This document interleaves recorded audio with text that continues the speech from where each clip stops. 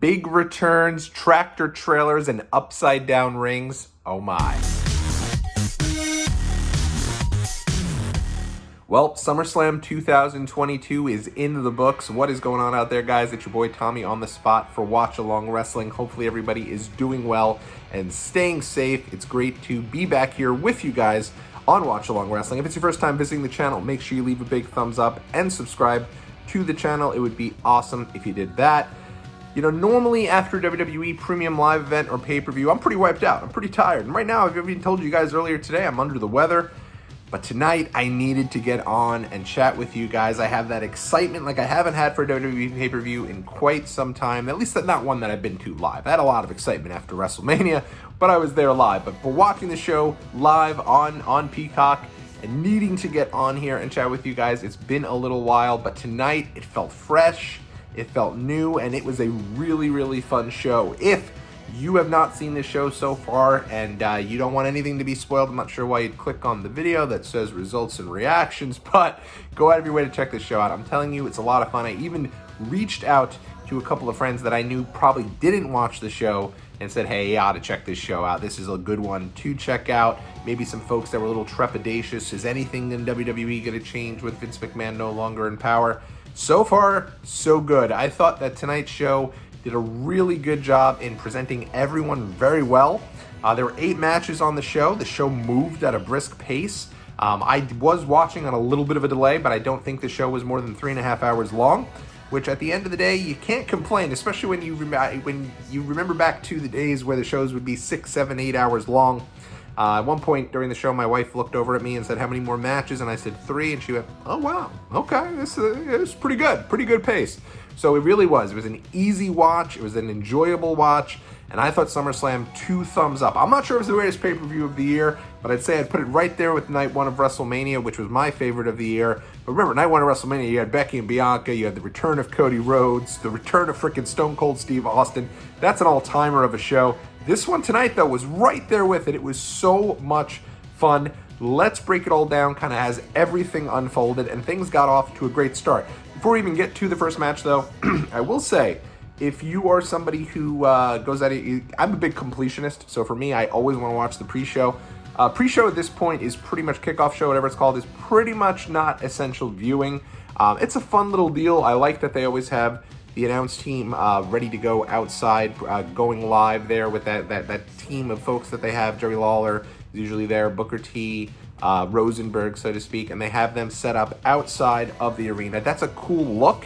Very game day-esque, NFL game day, very college game day-esque, but you don't have to watch it. There's not much there. They don't have a match on there. And for somebody like myself who used to love the free-for-all back in the day, I'm talking old school WWE pay-per-views, I always like a good pre-show match. So for me, I'd always like it to, you get, wet your fancy a little bit with your, your colognes versus Tenzai and Funkadactyls or Funkasaurus, whatever it is.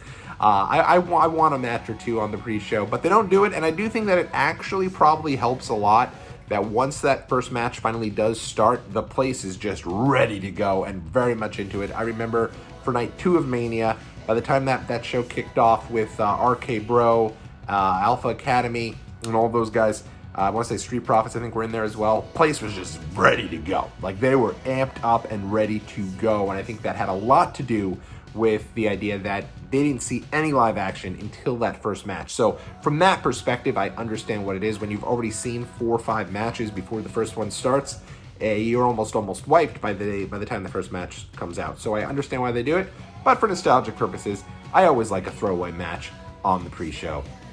That said, though, I don't know that I'll go out of my way to watch the kickoff show anymore. There isn't really that much there. It's a lot of like the Cricket Wireless, social media tent, that type stuff. Matt Camp does a fine job, but this is not anything that you really need to go out of your way to see. All right, so let's get into the main show proper here. Show kicked off in a big way, and I think this is this match, for me, first match of the show, first match of the first pay-per-view of the new regime without Vince McMahon, with Triple H now running creative, and I think he made sure to make sure he got his stamp on things, as it was Bianca Belair going up against Becky Lynch. I thought the match was very good, probably not as good as their match at WrestleMania. I think Mania won this match too, and then obviously SummerSlam last year was more of a kind of an angle to set things up for the future. The biggest story coming out of this match, Bianca embraces Becky Lynch after the match. Becky puts out her hand for a handshake and is like, this time, no, it's legit. She puts that hand out. Bianca takes her hand. Two of them, show a little sign of respect. And what would look like maybe we're going to be getting the man, Becky Lynch, back onto the babyface side. I think she's done a great job, I think, as a heel, far better than I think anyone could have seen that coming. But I think it's awesome to have the man back. I'm ready for the man to be back, and I'm excited for that. But that's when things got fun. Bayley's music hit. Out came Bayley. Place absolutely erupted. People have been waiting a long time for Bayley to return to WWE, and she did so here in a big way. Shows up, does the ding-dong hello to Bianca, reintroduces herself, and then suddenly, pretty much out of nowhere, Dakota Kai's music hit. There's been a movement online from folks, I'd say, not only for Johnny Gargano, who's a big name that folks have been clamoring for, but there's also been a movement to get Dakota Kai back, and Triple H, I guess, has already done that, because Dakota Kai showed up. She was standing arm in arm with Bayley, and then whose music should hit from that point but Io Shirai from NXT, who I think people have been looking for her to be called up for several years now, finally does so tonight, shows up, and it looks like Bayley has a new stable with Dakota Kai as well as Io Shirai, now going by, I believe it's Io Sky, which Io Shirai did kind of put out the pronunciation on her page. Whatever it is, though, that is awesome. That's great. And I think one of the cool things here is not only are you having these three women re-debut or return onto the main roster, but they're doing so with a mission, with something in mind here. Obviously, they're going to be going after Bianca Belair, and now Bianca Belair suddenly has fresh challengers, as does the newly christened babyface Becky Lynch. So the coolest part about this is eventually the three women made their way down to the ring. Bianca's standing there, staring all three of them down, looking a little nervous, and who should come up right beside her but big-time Bex herself, Becky Lynch. I thought this angle was great. This one probably the highlight of the entire show for me, and the show was really, really good. Don't get me wrong, but I thought this was just awesome. Really good way to start the show. We were going nuts here. We were ready to go. I was text messaging to buddies. They were all watching the show, getting excited about it. So this was really, really well done. This is the type of stuff that, I can't wait to watch Raw to see where it goes from here. And I can't tell you the last time that I said after a pay-per-view, I can't wait to get back and watch Raw. And that does include going to 2 nights of WrestleMania. So this was awesome. Just incredible stuff. Think about how much that Raw Women's division, which I think really needed something new and fresh. Think about everything they have now going with these three new women coming over and a new babyface, Becky Lynch. Just great stuff, and I look forward to seeing where this goes from here. Next up on the show was The Miz taking on Logan Paul, and the momentum just kept going because Logan Paul can go. I said it before on my opening kind of video there that I thought Logan Paul was going to have a hard time as a babyface, and maybe down the road he will, but for tonight, he was embraced by the crowd. He was embraced because he was great. This guy is an absolute natural in the ring. He has taken on everything full steam ahead. He's picked up on things like you wouldn't believe. He did the most picture-perfect frog splash from the apron, from the turnbuckle all the way to the outside through the announce table, and I'm telling you, he hit Miz perfectly with this frog splash. It was one of the greatest frog splashes I've ever seen through the announce table. Just fantastic stuff. And Logan Paul, only 27 years old, and I mean, the guy's already come out and kind of made it clear that he's excited to be in WWE because of what it could lead to afterwards. But if he's serious about being in WWE and wants to really take this full steam ahead, I think the guy could be one of the biggest stars for WWE, whether it be babyface or a heel. And one of the things I liked about it was he didn't come out, cheesing and high-fiving all the kids, because that's not Logan Paul, right? Like, this guy everyone's been watching for years. This guy is a little full of himself. So he's just basically himself, but throughout everything he did in the ring, the crowd embraced him, and even embraced the idea of AJ Styles coming out to help second him to chase off Tommaso Ciampa. So I thought this stuff was really well done, and I was a big fan of this match as well. Logan does get the big win, as I predicted, over The Miz, and no problem with that whatsoever. I thought this was good, and who knows where we go from here with Logan Paul and The Miz, but it did seem like we'd be picking things up. Maybe we'll get Logan and AJ Styles, something for him to do now, going against Ciampa and The Miz. And if this spins off into a couple of one-on-one matches between Ciampa and Styles, hey, I am all for that. That's going to be great. Moving right along, the next match of the night was the Judgment Day taking on the Mysterios. This was a good match. I will say they didn't do much of anything in terms of the no disqualification stipulation. I thought the guys did a really good job for what it was. I love the Mysterios together. I know a lot of people have been clamoring for Dominic heel turn, but I really like the father-son duo, the two of them really working well, kind of in unison together. Love the deal where Ray gets up on the top rope and holds the ropes over, and then Dominic comes through his legs. I thought Rhea Ripley looked great in this. She seems to be the leader of Judgment Day now. She did a great job kind of picking up Dominic and throwing him to the ground. And then this obviously led to the return of Edge. Edge came out through the fire, looked great. Probably about 10 years younger. He's cut his hair. I think that goes a long way. I think he looks awesome. And did. I mean, he was fired up to be there. I think he looked incredible. The Mysterios do get the win over Judgment Day. Didn't love that because I just don't know if this group is kind of dead on arrival. They've lost a lot. 2 times to the Mysterios now. And obviously will now go against Edge. I would have liked Judgment Day personally to get the win over the Mysterios and then have Edge show up afterwards to chase them off. I think that would have made a little more sense. I think that would have been great. But maybe they have a lot here for the Mysterios. I could actually see, and I'll get to it in a little bit, I could actually see a deal where the Mysterios are probably going to be lined up, I'd assume, to take on the Usos at some point here. That would seem to make sense to me. I don't know what else really. The Usos don't have too many challengers left. They've beaten damn everyone at this point. So it's going to be interesting to see kind of where they go from here. But in any event, I thought this was a solid match and kept the momentum of this show building from that point on. Next up, you had Pat McAfee taking on Happy Corbin. I like this match a lot. I'm a big fan of both guys. I told you guys earlier how much I like Corbin. And Pat McAfee, I've been enjoying, since Barstool days. I think the guy is just awesome. I love the boys. I got every reference that Michael Cole and Corey Graves. Michael Cole, by the way, had probably his best night of commentary since he did the Japanese special, the Japanese 4th of July special from Japan a couple years back. He was on fire. He's been amazing, and even acknowledging how nice it is not to have someone telling him what to do. And it's a breath of fresh air for all of us watching as well, because I think he's been really great. I really liked this match a lot. I thought that some parts were a little sloppy, and I think that's okay to say. And I think it's also okay because at the end of the day, Pat McAfee is not doing this all the time, right? It makes a lot of sense for things to be a little sloppy.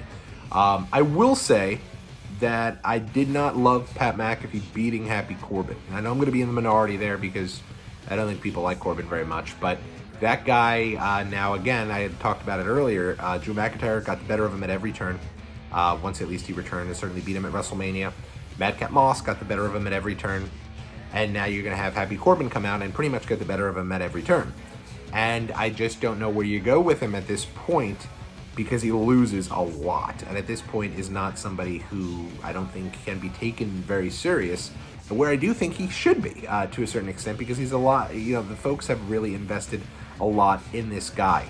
And so with that being said, I think that I would have preferred Happy Corbin to win. The good news is he didn't hit the end of days. I was worried now that McIntyre's kicked out of the end of days, now everyone will do it. He didn't hit the end of days on McAfee. McAfee just beat him with a Canadian Destroyer, and it was a good match. I thought that Pat McAfee's entrance is great.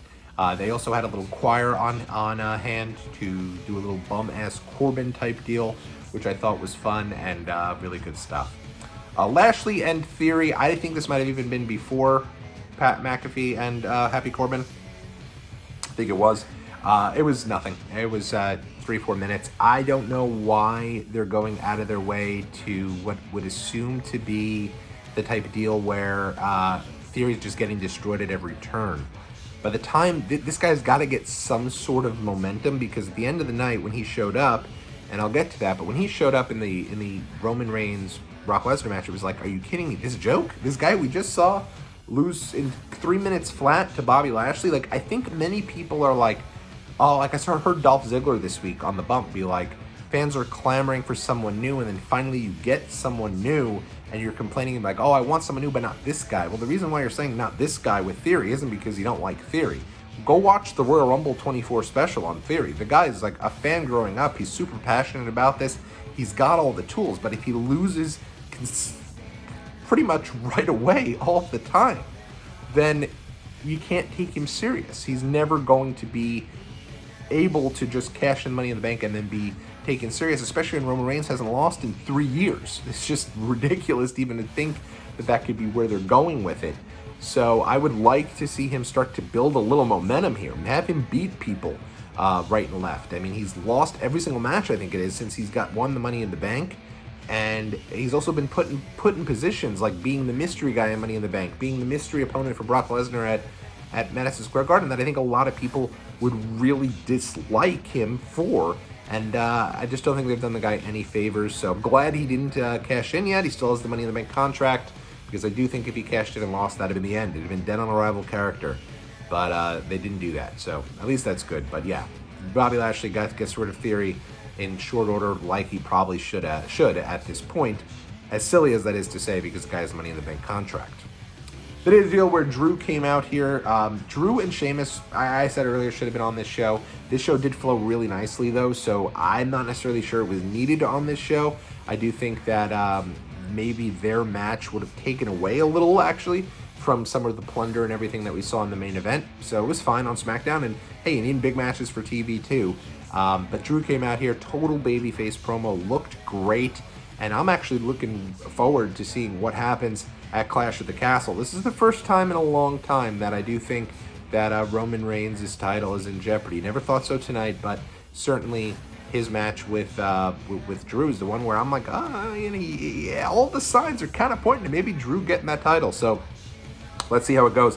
It should be fun, and we'll definitely keep you guys tuned on that as the matches, as that show comes up here in just 5 weeks, which is crazy to think we're having another premium live event in 5 weeks. But hey, it's going to be fun. It's going to be in another stadium setting, and the stadium setting is absolutely beautiful. So I love a good stadium show. In any event, Drew was awesome. Really strong promo out of him. Next up, you did have the Street Profits going up against the Usos. Another great match here. This was one where I think it's probably the first time where I thought, maybe we can get the titles off the Bloodline. I think I even tweeted at WatchAlongTommy, cheap plug, that maybe someone else could eat, and I thought tonight was the night to do it. I thought that, give the Street Profits something. They needed the win. I would have loved to see them get the win. It almost reminded me of the New Day's run. When they were giving the New Day the run that they just beat everybody because they wanted them to become the longest reigning tag champs of all time. In doing so, you killed off a lot of really strong teams in that process. One of the reasons I think Gallows and Anderson didn't get over at all when they were in WWE is because they debuted right in the midst of that New Day run, and so it was really hard for them to get over. Same with Enzo and Cass. Enzo and Cass should have been tag champs. There's no reason that they weren't, and I think they were right in the midst of that New Day run as well. So, in any event, that being said, I did think the match tonight was really good. Jeff Jarrett called it straight down the middle, did his job. He was there, got a good cheap pop from being, obviously in Nashville, and was probably just fun to see from a nostalgia perspective. Sorry for the water breaks. I'm telling you, I'm a little under the weather. But I thought that he was kept short and sweet, and I had no problem with that. I didn't see any future, really, for Jeff Jarrett getting involved. At one point, he did catch an errant kick from one of the Usos, but called everything straight down the middle. It was a decisive win for the Usos over the Street Profits. I'm not sure where, if anywhere, they go from here. They got a big entrance in the stadium, and at the end of the day, it was really good stuff. I thought that it was a good match. I just would have liked to see the Profits win, because I'm not sure where they go from here. They both look like they weren't sure where they went from there, and it'll be interesting to see if they do split them up. I hope not. But obviously everyone's been talking about Montez Ford getting a singles run for a very long period of time. I love them together, though. I think they do a good job together, and I would hate to see the team split up, at least right now. I think down the road, fine, but I think there's a lot more juice left in the Profits, and I've been a big fan of both guys for a long, long period of time, really since I saw them for Evolve many years ago. All right, moving right along here, they actually brought out Kane. And I will say, Kane has made some pretty hideous comments and some comments that folks just do not like. I'll avoid politics here, but Kane has made some comments that folks have gotten very upset about online. But when he came out, he got a big pop. He's mayor of Knoxville County, which doesn't hurt when you're in the middle of Nashville, Tennessee. There was some boos, but for the most part, everyone embraced him. And you know what? That's fine. At the end of the day, he's being embraced for being the character of Kane back in WWE. So I don't think there's any issue with that. He announced the attendance. And I will say this. My friends over at Talking Taker had posted a photo saying they tarped off half of the arena. I think that was the plan. I don't think they ever put all the tickets on sale. Now, granted, obviously, if the tickets were sold out like 40,000 tickets right away or 50,000 tickets right away, they would have just kept unloading them, and I didn't get to that point. But I will say that with half the arena being tarped off, you would have never known this by just watching this show. On the pay-per-view, like if I didn't see that, I'd have thought the damn thing was sold out. I'd been like, oh my God, they sold out Nissan Stadium. They did a really good job in building that up. And I'd say even half full, it was still loud on television. And there's nothing that beats this stadium atmosphere for a WWE show. I even said it when it was time for Money in the Bank that I thought they should have just went with Money in the Bank at the big new stadium there. What is the new? I went to the freaking place in Vegas last year for SummerSlam, so I don't know why. Reliance Stadium. There you go. No, it's not Reliance Stadium. I don't know what it is. You know what the new stadium is for the Raiders. I think they should have done that for Money in the Bank as well. I think if you have a stadium and can at least fill the most of it, then I think that's fine, and it looks really good on TV, and certainly adds to the atmosphere where most people are watching it, which is obviously over Peacock. The announced attendance 48,000. I'm sure it's embellished a little, but I do think it's a legitimate over 40,000 people, which is still very impressive. And yeah, I thought the atmosphere was great. Moving right along, Ronda Rousey and Liv Morgan. Love the story of this match. This was a match that I really thought was really well done and well executed. A lot of people, of course, are hating on Ronda. I don't get it. You know, at the end of the day, Ronda was one of the biggest stars in the world when she came to WWE. I was thrilled to have her as a part of WWE. I've seen her have matches and work hard with anyone from Nia Jax to Ruby Riott to Alexa Bliss. And now in there with Liv Morgan, and the story here was great. It was basically that Liv Morgan was like, damn, I don't know what to do with Ronda here. Ronda is badass, and Ronda pretty much had her beat. But it was not what my big fear was, which was they were going to do the Kofi Kingston, Brock Lesnar, have Liv charge Ronda, Ronda flip into the armbar, and that was going to be the whole match. Instead, they did a deal where Ronda clearly had Liv beat, and was just kind of taunting her as she was getting up and like, hey, I could break her arm if you want, but what are we doing here? And the ref kept saying, hey, Liv, I'm nervous about your arm. I'm nervous about your arm. At some point, Ronda got her back into the armbar, and the referee was down counting Ronda's shoulders down. He got to 2. At that point, Liv tapped. He didn't see Liv tap. He counted to 3. Ronda was counted out. And after the match, Ronda lost it and went heel, quote unquote, but really had the motivation to go heel. She absolutely had every right to be angry. You can kind of side with her in a way if you wanted to, but of course most people love Liv, so no one's going to. So I love this. Now you have a heel Ronda Rousey, which I think unfortunately does fit her a lot better in WWE. I don't think that fans embrace her as the babyface. So this will be fun. Ronda is not someone who minces words on the internet or on her videos, and certainly I don't think has ever fully done great with any sort of backlash or criticism. And now she doesn't have to, because if she's not the, smiley, wily, happy-go-lucky Ronda, then she could be the badass heel. And Ronda really should be positioned in a way where no one can stand up and beat her, because at the end of the day, she does have that legit MMA background. So it'll be interesting to see where they go from here.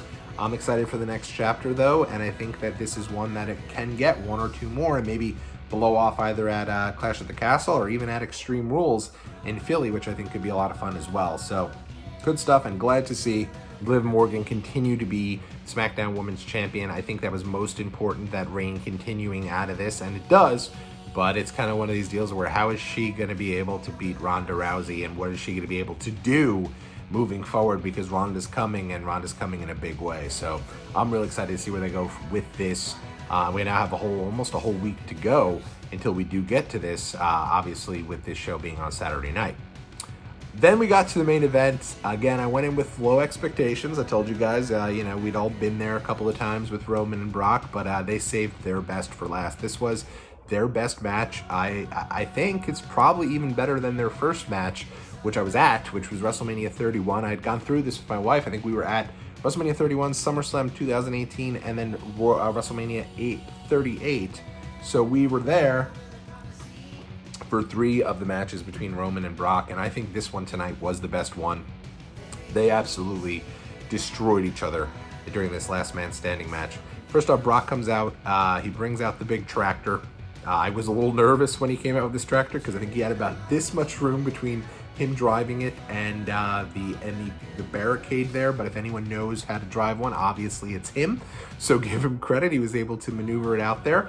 I was also nervous because the tractor was about hanging right above where the ropes were at one point, and I was like in the ring, and so I was like nervous one of these guys was going to hit their head on it, but they did a really good job. The referee, he was counting the 10, but it wasn't like, it felt like this was probably my favorite last man standing match, because many times last man standing match, it's like, count him, and it's 2, 3, gets to 9, he barely gets up.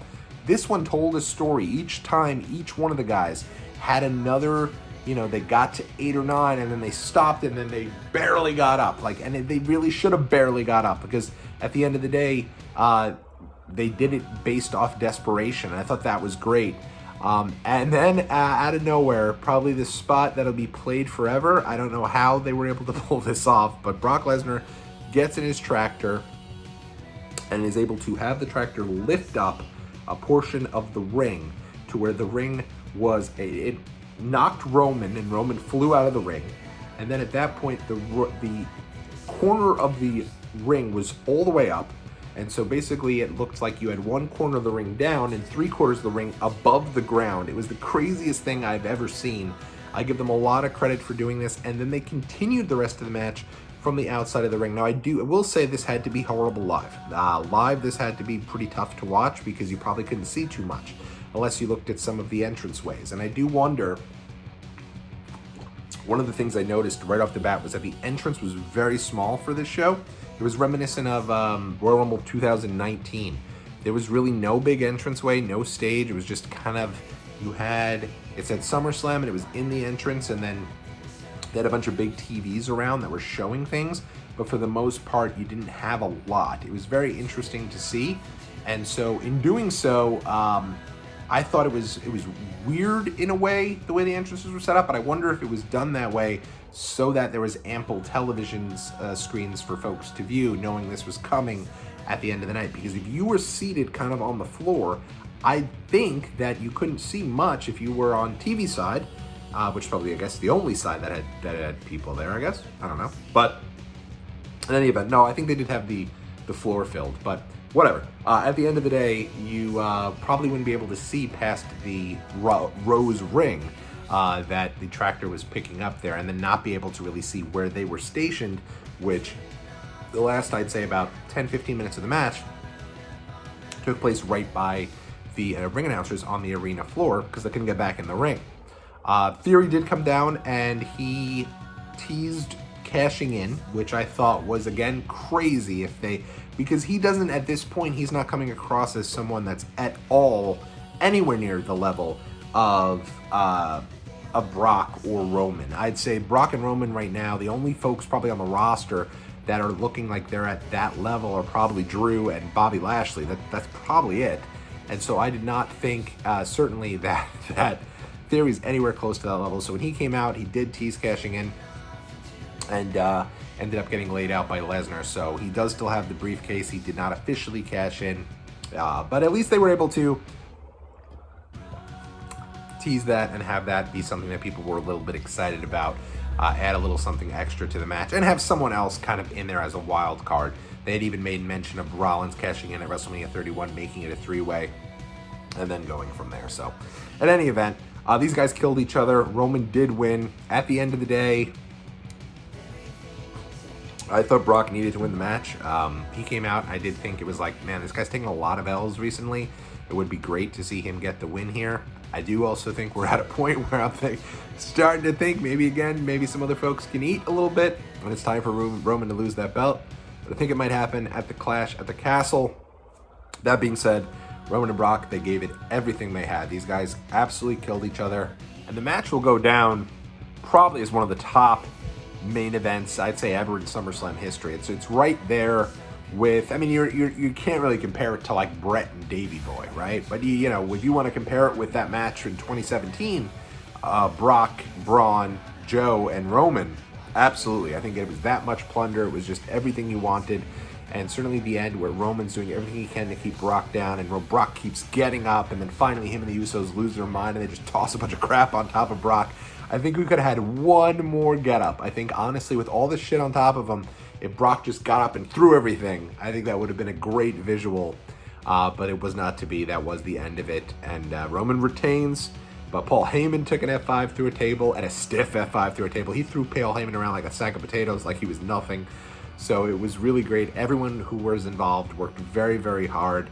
Brock and Roman, I said it on my Twitter, @WatchLongTommy, they deserve their time off after this one, because I'm sure they have a lot of lumps and a lot of bruises. And hey, it was a wild, wild main event to end a great show. You know, it felt totally different. I'm excited about this new era. I'm excited to see a lot of people excited about WWE.